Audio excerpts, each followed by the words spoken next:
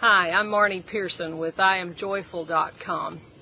Every time I take a walk out into this field, I think about the concepts of ownership, stewardship, and abundance. Many people have the false belief that abundance comes through ownership, that you have to own things to be blessed or to have abundance in your life. But can you own a sunset? Can you own the mountains? Can you possess a creek or a river? Each of these things are blessings from God that He has given to us unconditionally, universally. All of us are able to access these things just by looking up and seeing the wonders of His universe. The county says that we own this property, but 150 years ago, some Cherokees probably owned it.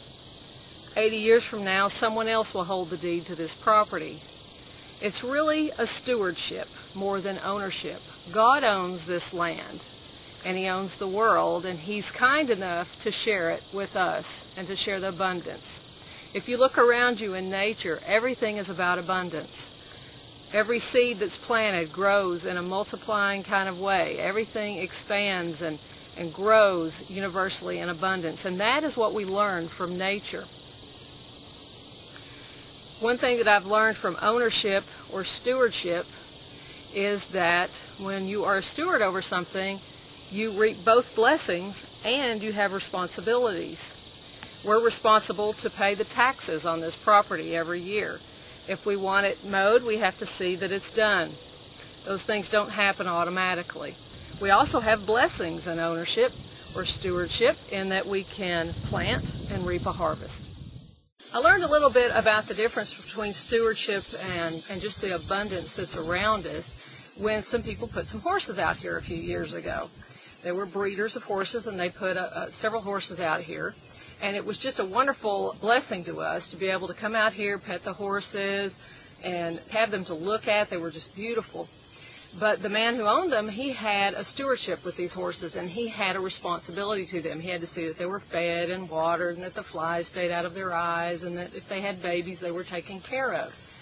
And I soon learned that I would rather just let those horses be on my property and not own them and not be the steward over them, because I was able to enjoy them without having to put forth all that effort. So there's blessings and abundance that comes to us just by being able to enjoy what God has put on this earth. And when we take the time to really look at those blessings and count those, we tap into something.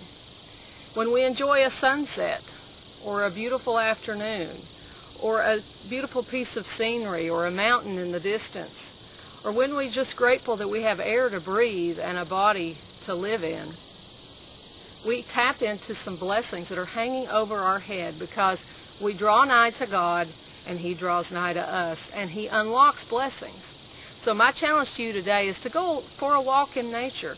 Maybe go to a park. If you don't have somewhere that you live that's beautiful, go to a public place, to a park, and enjoy the nature and the wonders of the world around you, and be grateful for those things that are yours, that you're born rich in this world. You don't have to have earthly possessions to enjoy these blessings. When you count those, there's something magical that happens, and you unlock blessings that the Lord is just waiting to give you.